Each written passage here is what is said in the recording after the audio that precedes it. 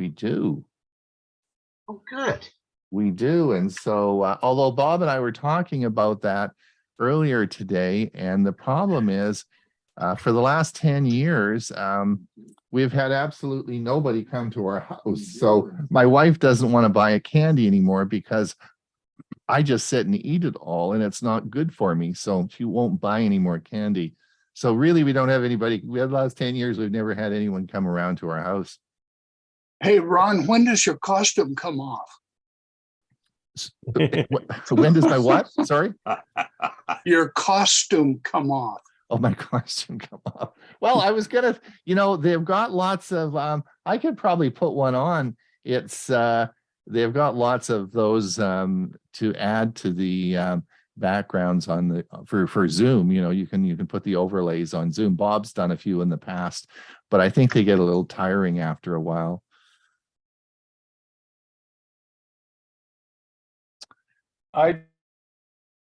Go ahead, Elaine. Do you change your time, your clock next Saturday, overnight, Sunday? Yes, we're going to discuss that because, of course, the only people that will really change will be, of course, Arizona, right, Bob? Yep. Yeah. Correct. Yeah. So that will be the only. So nobody else will change. There, Hewie's got his Halloween costume on. And I have an AOL question. Yeah. I changed to, I got a Gmail account, which you have now started sending your newsletters to Gmail. And I changed the things that pretty much are subscription things, but personal items, lots of contacts.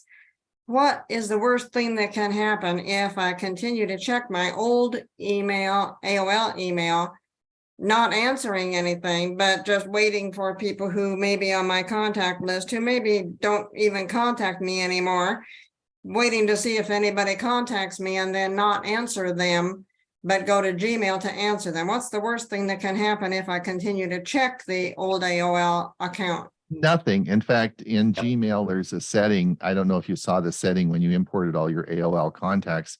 There's a setting there, and you can continue to check the AOL server for any email that's coming into AOL. So you can do that anyway, and that's a setting in Gmail. Just go into Gmail, and there in the you'll see there's a setting, and you can continue. It'll continue to go to the server, and it'll just pull anything off that's sent to that AOL address. Well, right now it has a different label, a different tab for the ones that I'm forwarding. But it also said that I had to allow shuttlecloud.com in order to continue to import. Is that correct? Yeah, you don't want to necessarily import. What you want to do is just have Gmail pull their server and pull off any email, and Gmail will do that.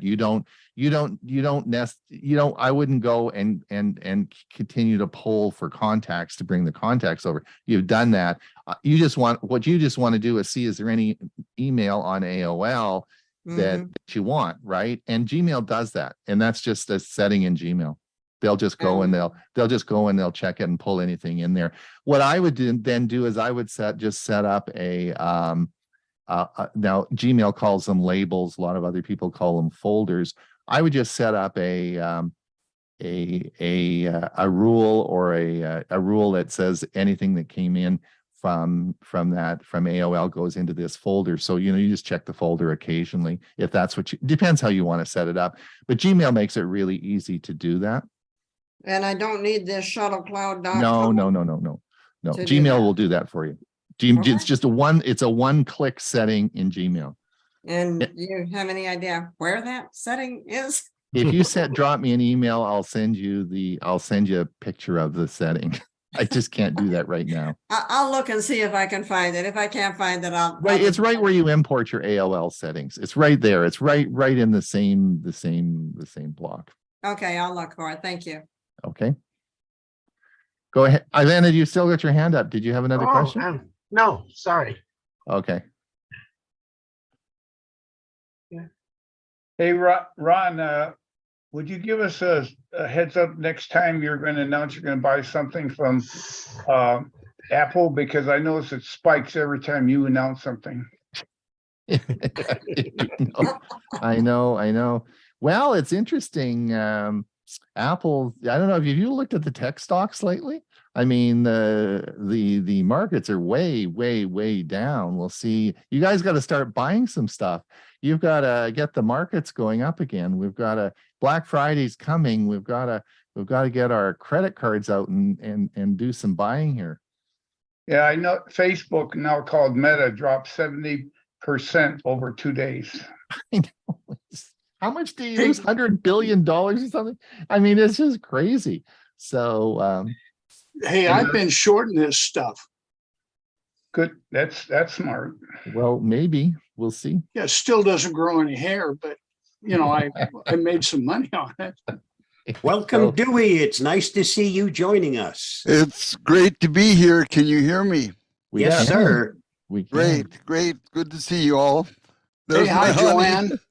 Hi, guys. Hi. We're doing good. We're doing Dewey's just gonna say hello to us once we get the show starting. I wanted just him to say a little hello to everybody at a little after 9 o'clock. He's going to give us an update on how he's doing. Good. Yep. And don't forget to let us know how Joanne's doing as well. Okay. All right. We missed you a lot, Dewey. We've missed you. Well, Great. that's nice to hear. But How Dewey, you much are weight have you limited. lost? Dewey, you are limited to 3 minutes, right? So Joanne, I want you to have your finger on his ear and I want you to pinch it if he goes over 3 minutes. I'll let her know. Okay. Very good. Well, the show's going to start in 7 minutes, and if you have any questions, we're just sitting around talking. If you're new here, please say hello, and if you have any questions, Jim, you're not new.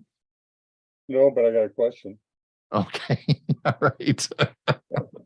What's the question? Well, I'm using the dark mode for contrast for my vision.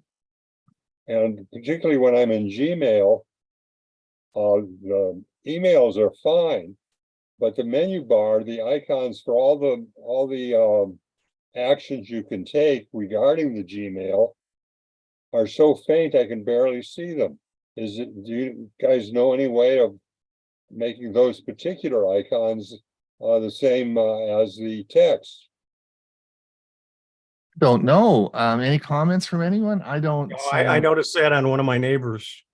I couldn't find the X to close it out because it was just a black box. Exactly. Yep. So I know what you're talking about, but I haven't figured out a way to change that because I don't use the dark mode. I don't Either. use it either. Right. Yeah, well, Would I'm using Alt my site, F4? so I need it. Would Alt F4 do it? What I does don't Alt know. F4 do? I'm sorry, is somebody talking to me? Nope. Nope. No. Okay. Don't know. Now, one thing I will say about that, Jim, is I bet you that's a common question. And if you did a YouTube search on that, and I bet you there's a lot of someone's made a video about that. I mean, it's a common question that people would ask, right? I would think so, but you Yeah, know, I'll do that. Yeah, just do a search. I bet you the answer's there. It's just and I bet you'll find it. Yeah, I've noticed every time they come out, everybody comes out with upgrades, they're really downgrades. Greg, go ahead. They're never as good as what you were using. Hey, I have Windows 365 and I use the dark mode and I just went in and clicked on it and it changed it all over. But I've been using it about 2.5 years. And so if you got 365, I think you can get it. No, Are you on a see- Mac? Are you on a Mac? No, I'm on my PC now. You're on your PC. Okay. Okay, well, but that's This is in Gmail. Microsoft's product you're talking about. You're not talking about the browser itself. He's talking about the settings and stuff Yeah, within the correct. browser. Okay. Correct. So that's one is controlled by Microsoft, the other one's controlled by Google itself. And it's the Google part he's having a problem with. Well, I'll take a look. If I find an answer, let's share it with you guys. Well, I think, Jim, I think your best bet is to go on YouTube and they've got everything there. Yeah, Anyway, that's my suggestion. I will. That's a good idea. I do that. I thought with this group of Gina here that I'd ask you guys. That actually is a good topic, and I've just noted that as it for a future presentation, Jim. That's probably a good topic that we haven't talked about. So, good. We'll probably add that to the future presentation. I'd appreciate it. As my vision is going, I have Sure. macular degeneration. Sure. I'm having to make all sorts of changes in how I approach things. Yep, for sure. Dorothy has her hand up. Dorothy, go ahead. Bob G gave a presentation at our Oklahoma City Club this week. And I just want to throw him a kiss and tell him that was the best presentation I have heard in several years. It'll all go to his head. It'll all Thank go you. to his head. And you better qualify that and say that I didn't pay you to say that. No, you didn't, but I'll drop it off the next time I'm by your house. Okay. Well, Thanks, Dorothy. He did a great presentation at Glendora Seniors Computer Club last meeting as well. So another hearty thank you, Bob. My pleasure. Kathleen, that's why we said, if you're looking for presentations, any one of us be more than happy to do one for whoever is looking for a presentation. Thank you. I will put all of your names forward to the organization. Okie doke. And we're in there too. Yep. Good morning, Jim, and Chris is there too. No, Chris is getting a massage with her girlfriend today. Oh, okay. So the two girls are out gallivanting today. Yeah, I had to get rid of my girlfriend too. So Okay. That's Jim Gould, who is Jim. Put your hand up so you pop up on my screen. So you pop up to the top here, so I can see you. Ron, you better get why would busy. you want to see? Yeah, it's time to go to. Oh, it's time to go. Just want to say Yes, hello, and it was a great show on Sunday. Yeah, Yep. thank you. I'm just here for the booze. Yeah. All right. We will get ready to roll here.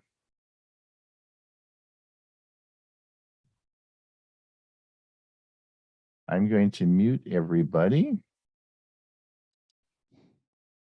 And we'll get ready to roll.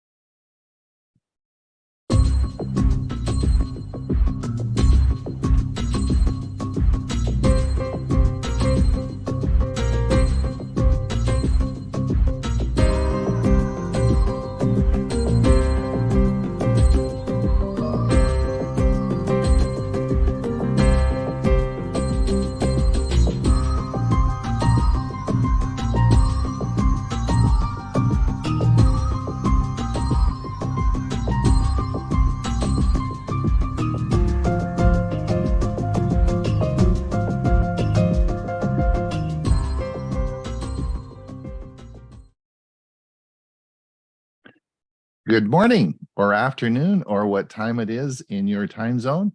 It's Ron Brown. I'll be your host today. Tech for Senior. It is episode 135. It's Halloween, October the 31st. So welcome everyone. Today we have a big show for you for this next hour. We'll start with Bob's security news update. We are then going to have a special guest talk about EV cars. What are they? Part 1 by Mike Ungerman. Bob's going to tell us what happens after you die to your Facebook account.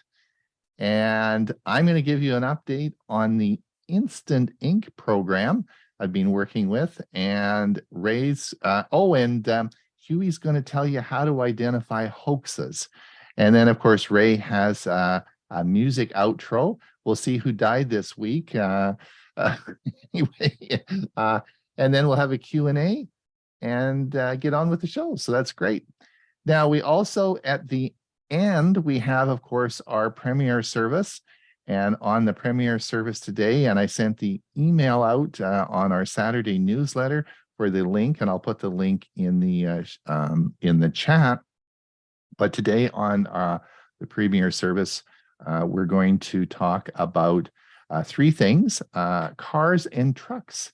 And Dewey Kloos talked about that about a year ago, and Dewey is here. He's going to give us an update on how he's doing before he heads to Arizona.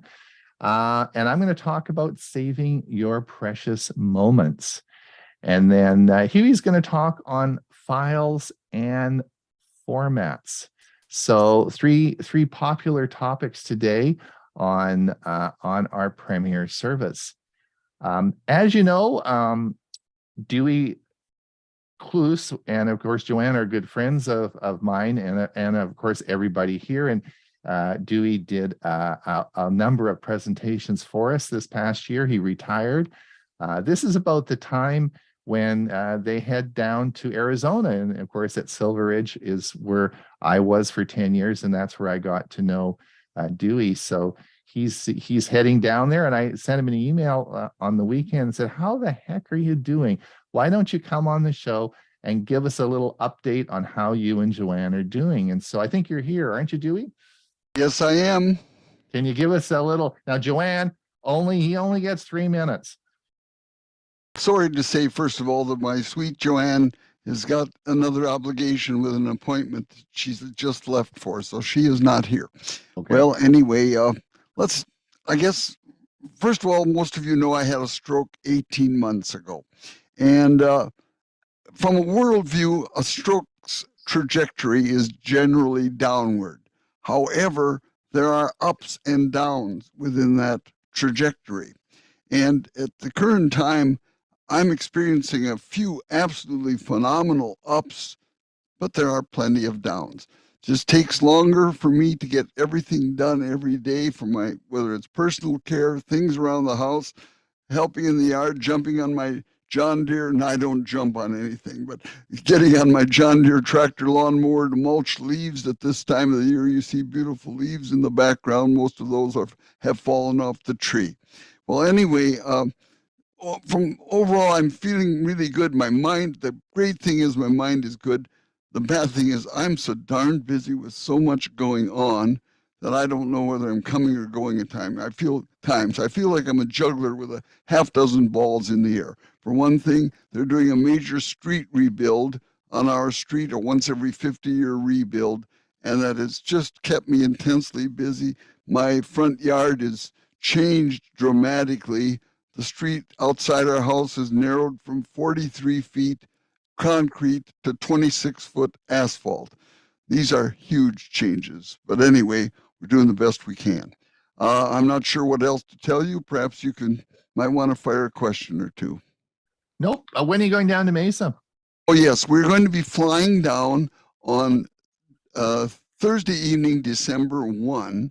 Our wonderful daughter and son-in-law will be driving our fully loaded car down, and we'll arrive the next day on December 2nd with all of our things, and will help us get settled. But this will be our final year at Silver Ridge.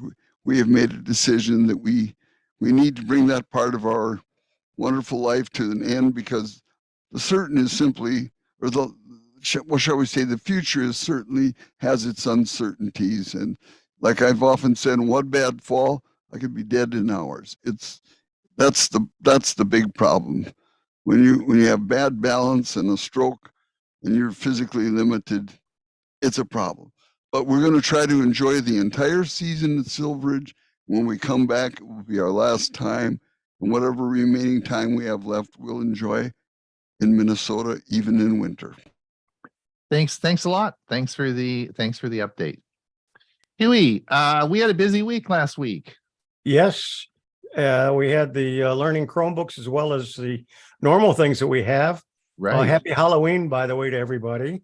And I've got my costume on for You have a tonight. costume on? Really? Yeah, can't you see it? Yeah, of course. And this Wednesday, I always MC the STUG or Sarasota Technology User Group meetings, and it's always the first Wednesday of the month, which is this Wednesday. And Mark Schulman is going to be talking about backups in a busy world, and that should be interesting. If you are registered for that meeting, by all means, feel free to attend. It is open to non-members as well as to members. Great. What's the link? Will you put the link in the chat? Yeah, I'll have to go get it. You have to register. Okay. All right. Thanks a lot. And Bob, you had a busy, so that tower is almost done? No, but it's supposed to be erected probably next week. Okay. And then we have to wait for the electric company. You know, it's waiting for one after the other. But progress does happen. Hopefully I'm still alive once it's finally in operation. Hey, you should take some pictures of the tower and show us. Oh, show us next week. I've got all kinds of pictures from the day they broke ground. And now the next step will be for the tower actually to go up. Actually go up. Okay, good. Yep. All right. And Ray. Hello. How we doing? Great balls of fire. Well, next week. That's Next week. Today, the music outro today will be somebody who's very much alive. Okay. Thanks, Ray. Is Bill here? I don't think Bill hasn't arrived yet. And of course, I'll introduce Mike Hungerman in a moment before his session. All right. Let's take it away, Bob. Ready.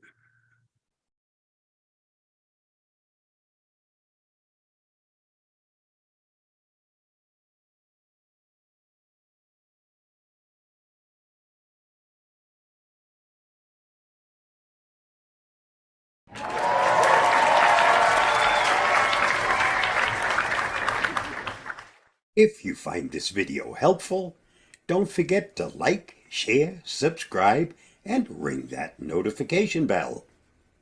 Here is the Avast Security News Roundup for the week ending October 28th, 2022.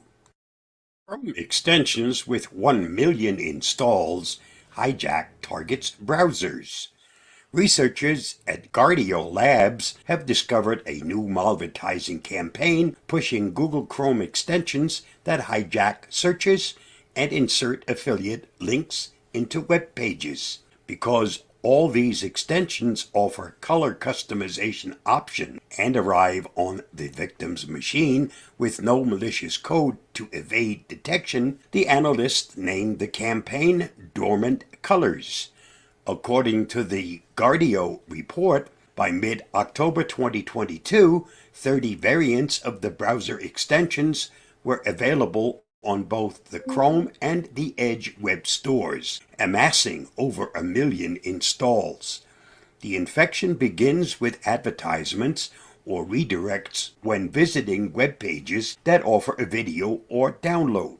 However, when attempting to download the program or watch the video, you are redirected to another site stating you must install an extension to continue. See more at Bleeping Computer. Hear ye on Parler. Parliament Technologies put out a press release this week that stated it had entered into an agreement in principle to sell Kanye West, now legally known as Ye, the conservative social media platform Parler. The announcement comes just days after Ye was banned by both Instagram and Twitter for anti-Semitic comments. According to the press release, Ye has become the richest black man in history through music and apparel and is taking a bold stance against the recent censorship from big tech, using his far-reaching talents to further lead the fight to create a truly non-cancelable environment. As of this week, Ye himself still has less than 16,000 followers on Parler. For more on this story, see The Verge. 31 arrested for hacking keyless vehicles. Software developers, car thieves, and resellers were among those arrested for taking part in a car theft ring that hacked into keyless vehicles and stole them without needing to use the physical key fob. The takedown was coordinated by French authorities with help from their Latvian and Spanish counterparts and Europol. 22 locations were searched and over €1 million in criminal assets were seized. The ring targeted keyless vehicles made by 2 French car manufacturers. The criminals used a hacking tool to open the car doors and start the ignition. See the full Europol announcement for more. Industrial cybersecurity about to take off. Market research companies do not all agree on how much value the industrial cybersecurity market will have in a decade's time, but they do all agree that it will experience a steady growth. The market is currently valued at $20 billion, and some researchers predict that it will exceed $40 billion by 2030. Industrial cybersecurity solutions are increasingly needed as more organizations and governments rely on IT and cloud technologies, and more threat actors target those organizations and governments.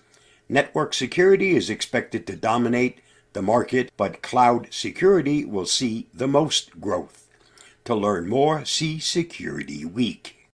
The FBI warns of disinformation ahead of midterms. The Federal Bureau of Investigation and the Cybersecurity and Infrastructure Security Agency issued 2 public service announcements this month to address concerns surrounding the midterm elections in November. The first PSA is more of an assurance to the public that U.S. voting infrastructure is sound. It reports that any attackers' attempts to compromise the election will unlikely succeed. In contrast, the second PSA cautions the public against disinformation that may try to undermine voter confidence through false claims of voter suppression, voter or ballot fraud, and cyber attacks on election infrastructure. For more, see CSO. New York Post says website hack was rogue employee. The New York Post, one of the biggest New York City daily newspapers, said it was hacked on Thursday after several offensive articles and tweets were published to the newspaper's website and Twitter account. The articles and tweets, which were racist and sexually violent in nature, were pulled a short time later. Iva Benson, a spokesperson for News Corp, which owns the New York Post, told TechCrunch, confirming that the Post was hacked. The vile and reprehensible content posted has been removed and we're still investigating the cause. Later, the spokesperson claimed an employee was to blame for the unauthorized conduct, but declined to say what evidence the newspaper had to show that the employee was to blame. Read more at TechCrunch. It's official. There's a new chief twit. It's for real this time, after months of legal drama, bad names, and will they or won't they chaos to put your favorite rom-com to shame. Elon Musk has closed his $44 billion acquisition of Twitter. Musk sealed the deal Thursday night, taking Twitter private and ousting a handful of top executives in the process. See more at TechCrunch. This week's must-read on the Avast blog. There are steps you can take to create and manage strong passwords for children without losing your mind in the process. Here's what Avast recommends. Just follow the article at the link listed. Since it's almost Halloween, you should know in Alabama, wearing a nun or priest costume for Halloween is illegal. Once caught dressed up as these religious figures, violators may be charged with a $500 fine as well as a year in prison. Just thought you might want to know. That wraps up this week's Avast Security News Roundup. Stay safe, stay secure, and I'll see you again next week. Bye-bye. Well, thank you, Bob. You're not dressed up as a priest. No, I couldn't find that costume. All right. Thanks a lot for the update. All right. Now we're going to move on to a popular series now we're starting. And this, of course, is going to be on EV cars. We thank you so much, Mike Ungerman, for doing this. We're going to have a series of these out for you. I think as we move into 2023, you'll see that this is something we're going to need to talk about more and more. And Mike, of course, I was quite surprised on our survey that Mike did, and it really showed quite a bit of interest in cars, and a lot of people have EV cars, which is totally different than a year ago when I put asked everyone if they had an EV car and only got, I think, one response. So big changes occurring. So I thought we needed some education on this. So thank you, Mike, for doing that. So let's see what Mike has to say. This is on what is an EV car? Let me share the screen.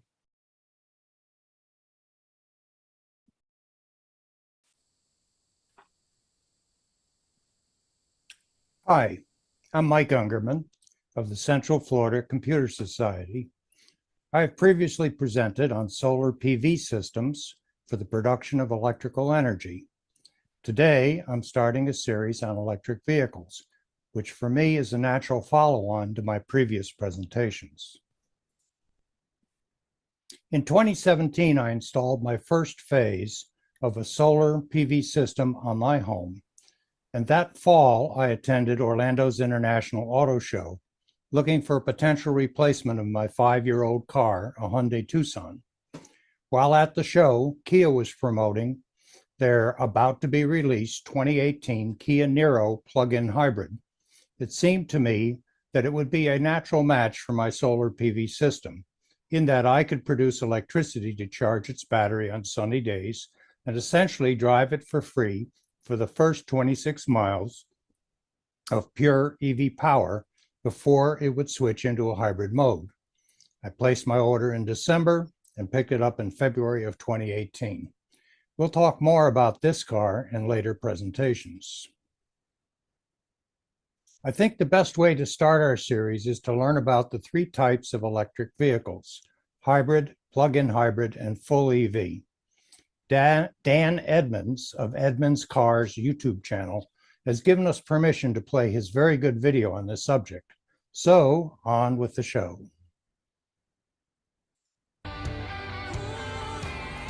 As new technologies continually emerge, car makers sometimes struggle to explain their newest products. Lately, it has become apparent that some consumers are confused about the difference between hybrids, plug-in hybrids, and electric vehicles. Surveys have shown that some consumers think that they all require a certain amount of gasoline, while others worry that the move towards 100% electrification means the end of the gasoline engine and the freedom of movement that comes with it. On top of that, car makers don't always market them consistently, which only adds to the confusion. So I'm going to try to untangle all of that for you. We'll start with the basics and build up from there. What is meant by electrification? Electrification just means some degree of electric drive. Of course, that includes electric vehicles which have no gasoline engine, but it also means part-time EVs such as plug-in hybrids and regular gasoline hybrids that you can't plug in. Charge points aren't as common as gas stations, so range is important. But it's not the big number that catches your eye on the window sticker. We're familiar with MPG and what it means to a gasoline vehicle, but the window stickers of electric cars and plug-in hybrids has something called MPGE. But MPGE isn't what you think it is. It's an attempt by engineers to equate the fuel efficiency in terms we can all understand, but I think it also gives some people the false impression that electric cars somehow use gasoline. A terrible cost yardstick because the prices of gasoline and electricity are not related in this way. Ignore it. It's best to focus on kilowatt hours because that's what you're buying. The rating is right there on the window sticker, kilowatt hours per 100 miles. That's the efficiency number you should be looking at when you shop for an electric vehicle. So, what's a kilowatt hour? It's a quantity of electricity. But to understand a kilowatt hour, you first have to understand a kilowatt. And guess what? You already do. Let's have a look at this light bulb. It's rated at 100 watts. Says so right at the top. That's its brightness. Its power output if I were to turn it on. Incidentally, the W in watt is capitalized because it stands for James Watt, a Scottish inventor. Now let's imagine we have 10 of these 100 watt bulbs turned on all around the house. 10 times 100 is 1,000 watts. Kilo stands for 1,000, so that's 1 kilowatt. If we leave them on for an hour, we get 1 kilowatt times 1 hour, which is 1 kilowatt hour. And because of the time element, we're now talking about an amount of electricity. And it's not kilowatt per hour, it's kilowatt hour. It's multiplication, not division. Now let's take the idea of a kilowatt hour and apply it to cars. It's an amount of electricity that you use, but it's also an amount you can store. The battery size of an electrified car is measured in kilowatt hours. Think of it like gallons in a gas tank, but don't dwell on gallons any more than that. We need to stay focused on kilowatt hours. Why? Because electricity is sold in kilowatt hours. Look, it's right here on my bill. I pay 25 cents per kilowatt hour when I plug in my electric car. Now, we all know that if you drive a regular car around like a maniac, we'll use more gasoline because we're asking the engine to develop more horsepower. Well, the same is true with electrified vehicles, except this time our lead-footed behavior is draining more kilowatt hours out of the battery pack, and that reduces range and costs money. All right, so now we know a little bit more about electrified car batteries, and the main bit we know is the amount of energy they can hold is measured in kilowatt hours, and what that term means.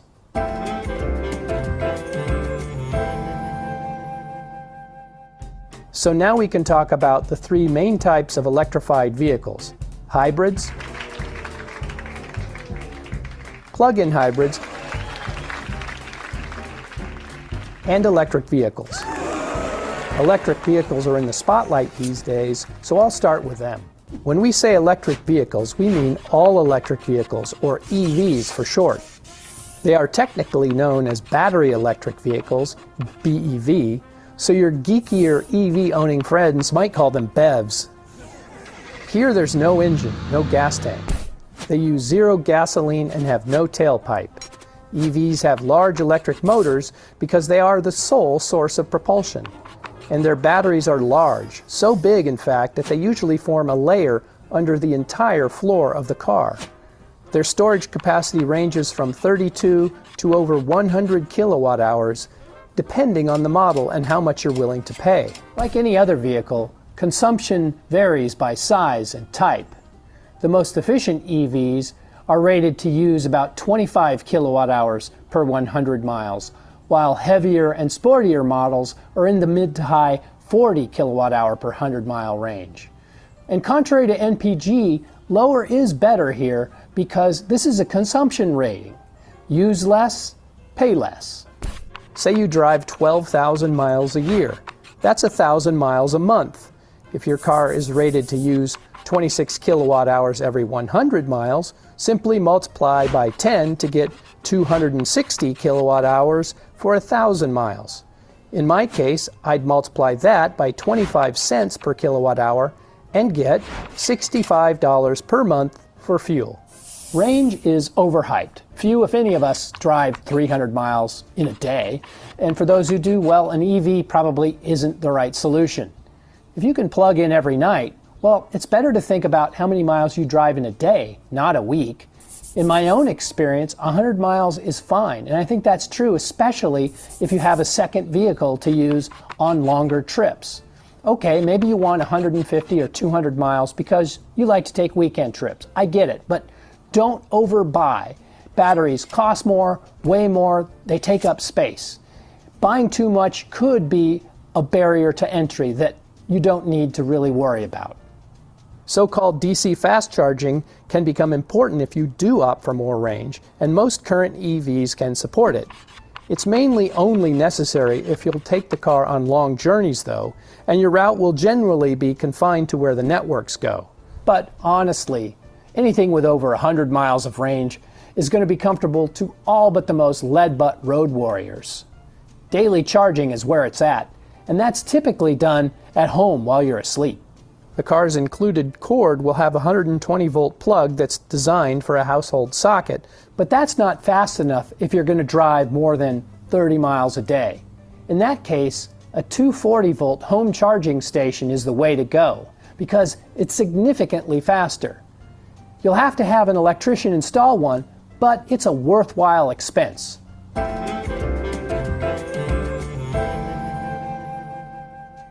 EVs are best for people who are homeowners, the household has more than one car, and they have consistent access to a 240-volt home charger if you drive more than 30 miles per day. But maybe you're not sure you can plug in every day. Maybe you'll only have one car. Perhaps you like to take spontaneous road trips. You should consider a plug-in hybrid, or PHEV, a part-time EV that is initially powered by its electric motor and battery, but also has a gasoline engine and a gas tank. You fuel them up two ways. You plug them in and you gas them up. PHEVs have medium-sized plug-in batteries that enable them to operate as electric vehicles for 17 to 53 miles.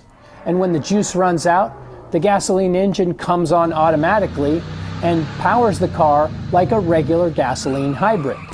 Now, some of them will turn the gasoline engine on even if the battery is full, if you floor it to give you a little extra acceleration, but that's far from universal. Their window stickers contain two ratings. On the left, electric range in miles and consumption in kilowatt hours per 100 miles. On the right, the familiar MPG on gasoline. The electric side will also have an MPGe rating, but again, that's a useless number. You're buying kilowatt hours when you're plugged in. Statistically, you probably drive less than 30 miles in a day. In that case, if you plug in nightly and have that sort of commute, you might not buy gas for weeks or even months. Longer commute, road trip, no problem. The gasoline engine will keep you moving. So how much smaller is the battery of a PHEV compared to an EV? Well, it varies along with range, but the biggest ones measure about 16 kilowatt hours. Why 16 kilowatt hours? That's what it takes to qualify for the maximum amount of the $7,500 federal tax credit. PHEVs with smaller batteries qualify for less. Examples with 16 kilowatt hour batteries include the Honda Clarity PHEV, good for 48 miles, the Chrysler Pacifica hybrid minivan, which is in fact a plug-in hybrid that is confusingly marketed, is good for 32 miles because it's bigger and heavier. PHEVs with batteries smaller than 16 kilowatt hours include the plug-in Prius called the Prius Prime, a made-up marketing term, but I guess you could say that you're priming the battery by charging it. There's also the Subaru Crosstrek hybrid, which is another example of a badly termed plug-in hybrid. PHEVs are best for people who are homeowners with one car, have consistent access to a charger at home or work, but not necessarily 240 volts, want an EV but don't want to be limited by range concerns. Hybrids have been around the longest. They're known as hybrid electric vehicles, or HEVs for short, and right there, the electric part is what gets some people confused. Basically, any true hybrid is 100% gasoline fueled, and by that I mean you can't plug them in. Their window stickers have regular MPG on them. Yes, sometimes they're driven by electricity, but other times they're driven by gasoline, and oftentimes it's both. So they have a gasoline engine, an electric motor, a clever transmission that can combine the two, and a battery. Where does the electricity for that battery come from, you might ask? From braking mainly, and to a lesser extent by siphoning off a little excess power from the engine while it's driving the car. Hybrids are electricity scavengers. The braking bit is called regenerative braking, and that's a key feature that all three types of electrified cars share. Basically, the electric motor becomes a generator by working in reverse, so to speak, when you press on the brake. The generated power is transferred to a dedicated battery, but that battery doesn't need to be big because it only has to hold the electricity that comes from a few city stops. So a typical Prius battery is only 1 kilowatt hour big, maybe less. A Prius can achieve over 50 miles per gallon in the city because the kinetic energy that is normally wasted as heat in the brakes is recovered, saved in the battery, and then used to get the car moving again and delay the ignition of the gasoline engine every time you leave a stoplight. Now, some hybrids choose to use their stored energy for performance instead of outright fuel economy. The Acura NSX comes to mind. Even Formula One race cars and Le Mans prototypes. Such cars are still hybrids, and they still count as electrified vehicles. But, and this is important, true hybrids have no rating for electric range. If they did, it would be measured in yards, not miles. Don't let them run out of gasoline, in other words. In this respect, they're just like any other normal vehicle. HEVs are best for people who live in apartments, want high gas mileage or a low carbon footprint, but don't have consistent access to a charger or don't want the hassle. So there you have it. Electrification doesn't mean the end of gasoline engines. It simply means a wider range of choices. At the one extreme, we have EVs, which are 100% electric. But at the other, we have pure gasoline-fueled hybrids that recycle normally wasted energy to reduce their use of gasoline, or in some cases, to go faster. In the middle, we have plug-in hybrids, which act as EVs around town, but can use gasoline for longer trips. Among these three choices, there's an electrified vehicle for everyone. Thanks for watching, and if you have any questions or comments, please leave them below.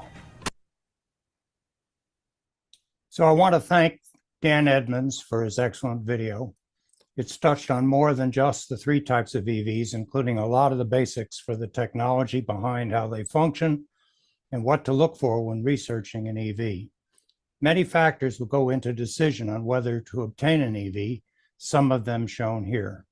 In future episodes, we'll investigate these factors and the technology behind them.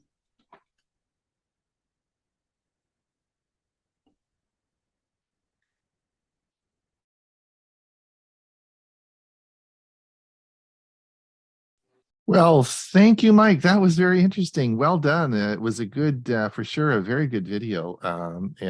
Excellent, excellent, excellent. Worth keeping the reference for this. If anybody's going to buy one in the future, go back and review everything that Dan said.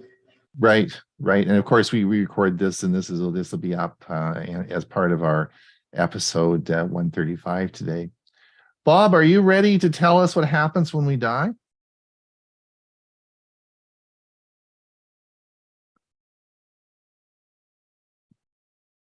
Have you ever wondered what happens to your Facebook account when you pass away? We leave a huge digital footprint on Facebook. Did you ever think about what will happen with your data when you pass away?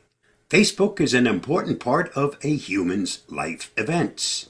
We announce the most important milestones on our timelines by sharing with our Facebook friends the joy of getting married, having babies, or moving abroad. But what will happen with all that data when we pass away? Discussing your digital legacy isn't pleasant, but it's an important part of our reality. Don't leave it up to your family members, friends, or even worse, Facebook itself. In this article, I'll guide you through all the options you have so you can make a conscientious decision about your data using the tools that Facebook offers to its users. My thanks to Julia Jamanska for her excellent article on this topic, which was the inspiration for this video. You'll find her article at the link listed. If you find this video helpful, don't forget to like, share, subscribe, and get involved. You need to decide what to do with your Facebook data. In short, you have two options: to delete your account or agree to memorialize your person within the social network. In case you decide on the second option, it's recommended to set up a legacy contact, which is a person who will take care of your account if something happens to you. Your first option is to delete your Facebook account. Deleting a Facebook account is the easier and more radical option. All your data, pictures, posts, comments, connections, messages, apps you have ever installed, simply everything will be permanently removed. And here are the steps you take to set this option in your profile. From the top right of Facebook, click and select Settings. From the left menu, click Security. Click Legacy Contact. Click Have Your Account Permanently Deleted and follow the on-screen instructions. This is, however, only an initial step to remove your account. If something happens to you, Facebook still needs to be notified. Your immediate family member needs to contact Facebook to inform the social media giant about the loss.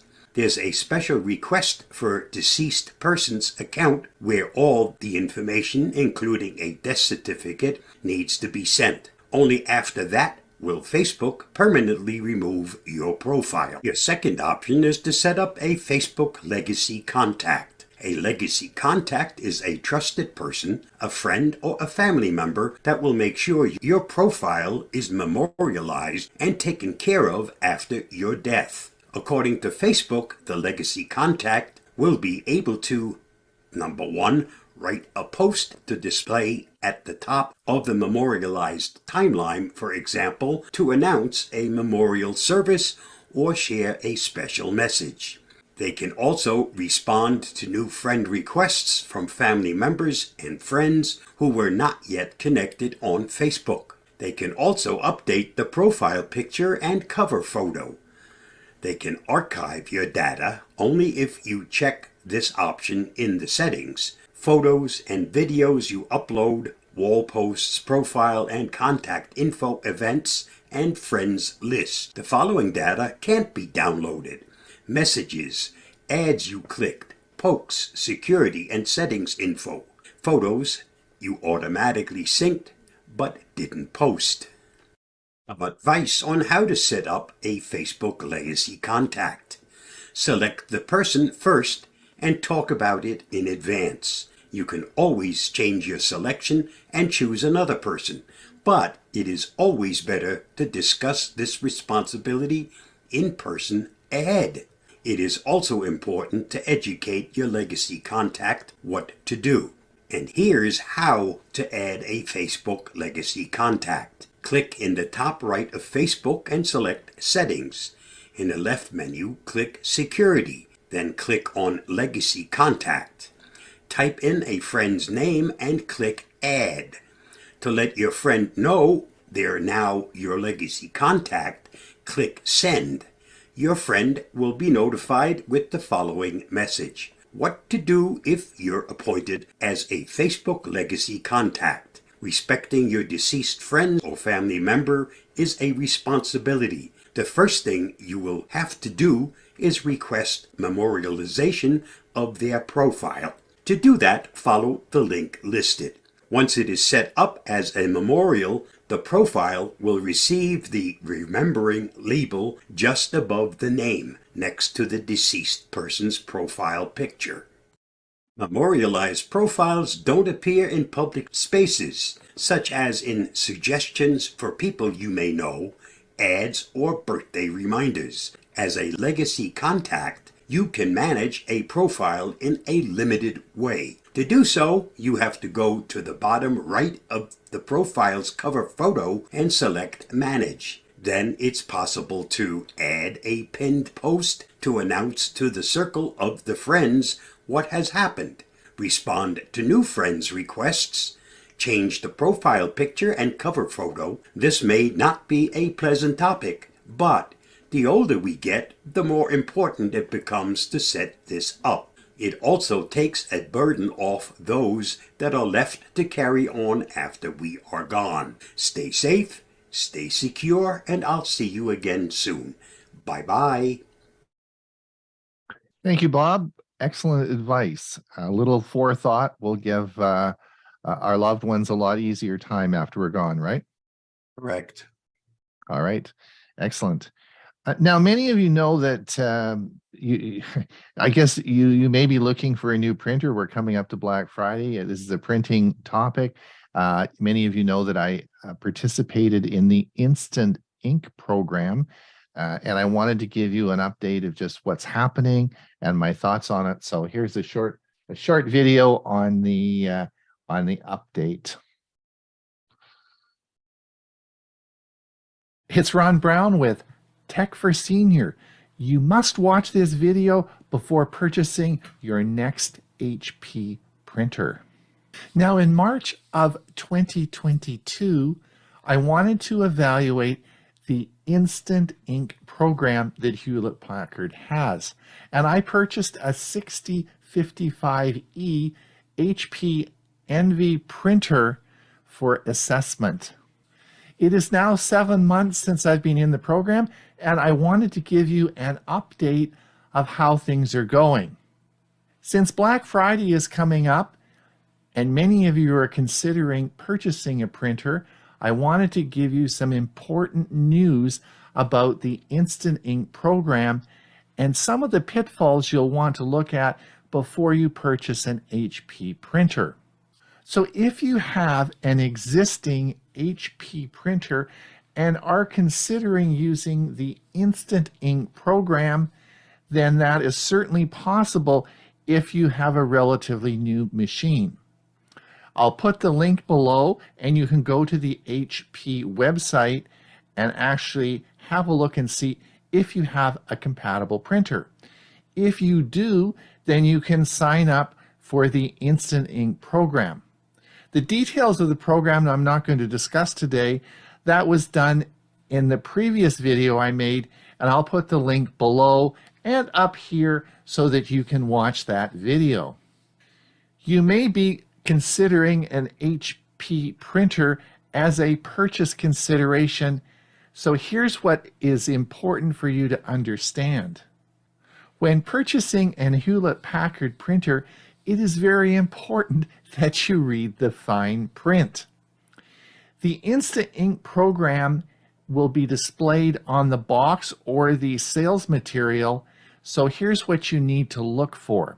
First of all, you may see that it is Instant Ink compatible, which is great. You can get Instant Ink. I think it's a good program, and you should certainly consider it. That is Instant Ink compatible. The second thing that you may find is that Instant Ink is included in the price of the purchase for a period of time. For example, you may see that it says that it is Instant Ink compatible and has included 6 months of Instant Ink for you. Well, this is reflected in the price of the machine.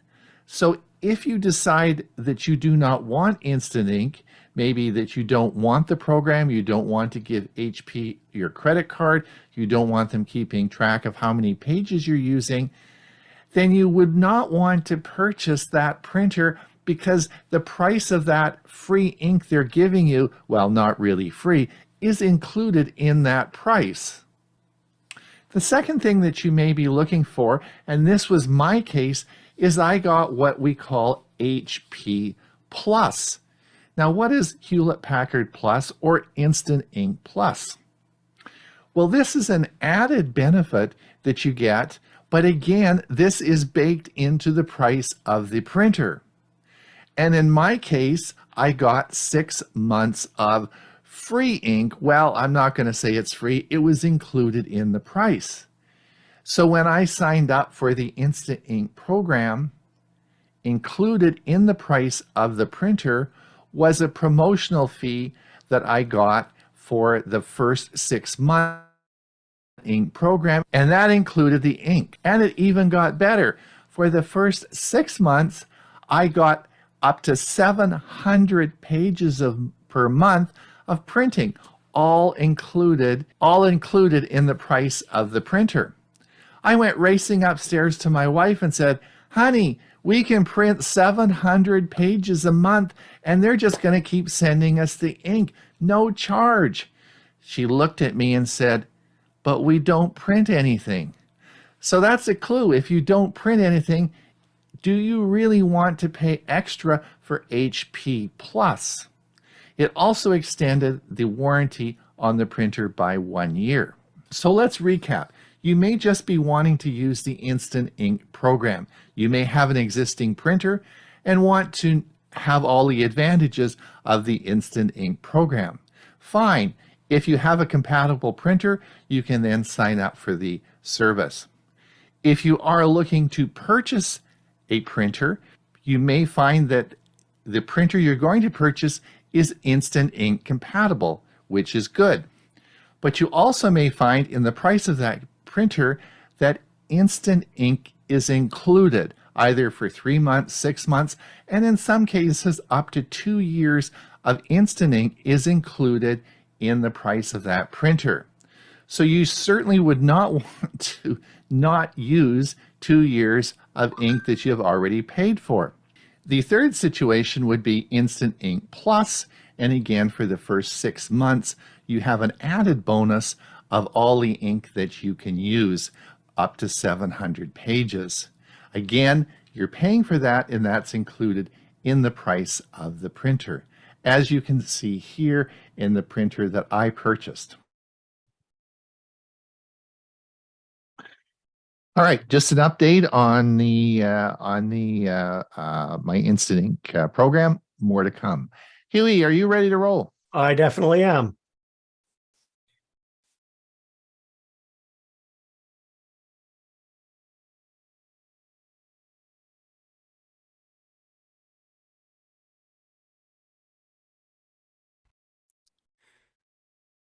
Identifying a hoax. I'm Hewie Poplock. Today's topics: true or false article and a real or a fake ad. Here's a typical Facebook post that I got within the last couple of weeks. Don't forget, tomorrow starts the new Facebook rule where they can use your photos. Don't forget, the deadline is today.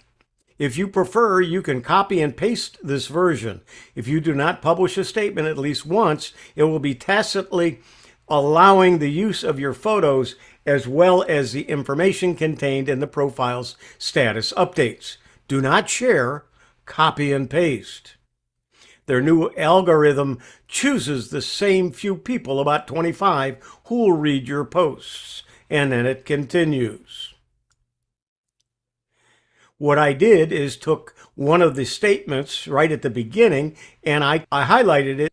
I copy and pasted it into the Google search. If you don't get an answer that you would like, you should put quotes around the entire statement. And as soon as I did, the top one is Snopes.com. Snopes.com is one of the major hoax reporting sites on the web. And this is what they said about that. Does a new Facebook rule about the use of photos start tomorrow? Don't forget, tomorrow starts the new Facebook rule, they say right at the top. And this was published just a few months ago in June. This is false, according to Snopes. Fact check. Don't forget, tomorrow starts the new Facebook rule. This was the way a virtually shared post was copy and pasted in June of 22, and also the last couple of weeks that I posted it, and in the months before.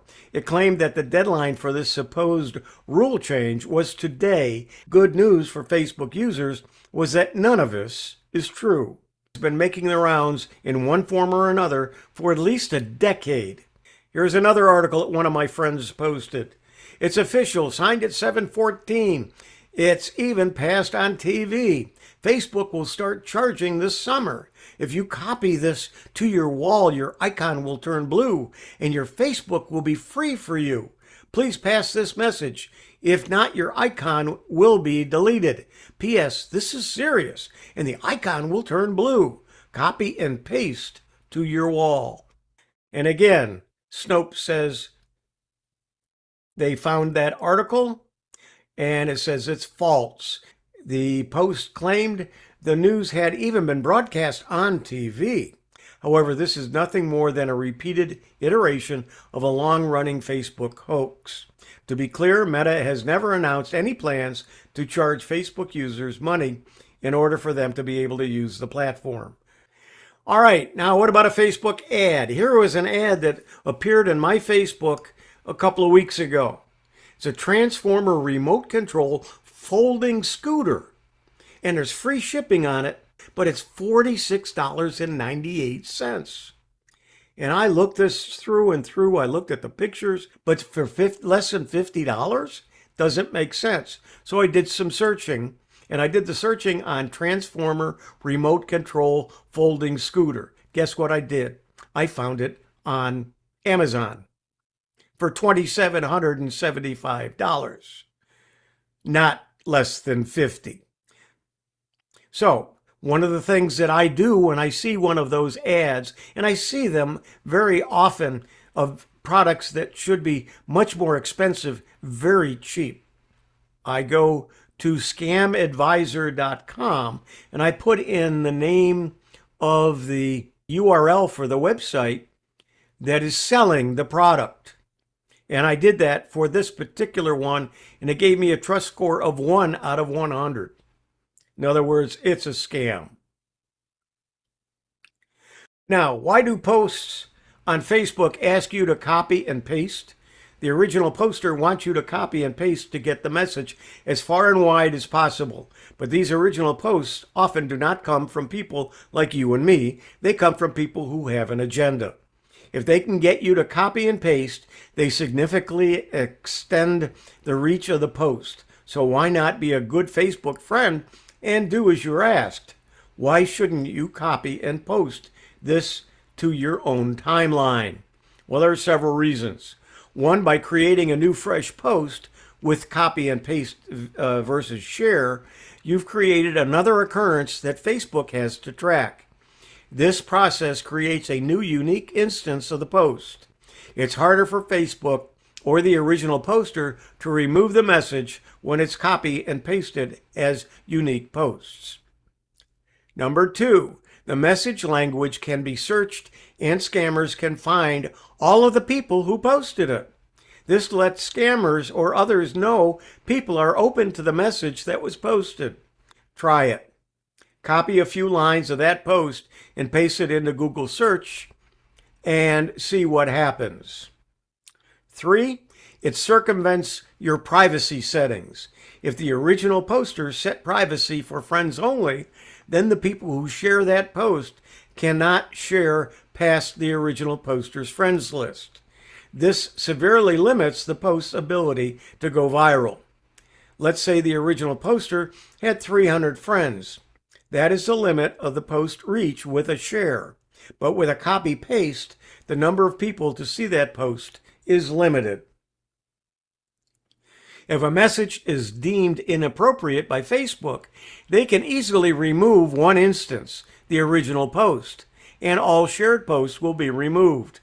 When you copy and paste, if you circumvent that process and make it harder for Facebook to police content, you expose yourself to scammers who may want to target you for your sympathies to cancer, dogs, and whatever. You support an original poster you likely don't know. Therefore, it's best not to copy and paste Facebook posts, no matter how much you like that friend or that message. Always check whether an article is true or a hoax before sharing or reposting. If it sounds too good to be true, then it probably is. Identifying a hoax? I'm Hewie Poplock. Thank you, Hewie. Good advice. All right, Ray, just before we get going, thank you those of you who are over on our YouTube feed. We'll be stopping the show for you now. If you want to pop over and participate in the Q&A, we've got lots of room. Just come on over to our Zoom meeting.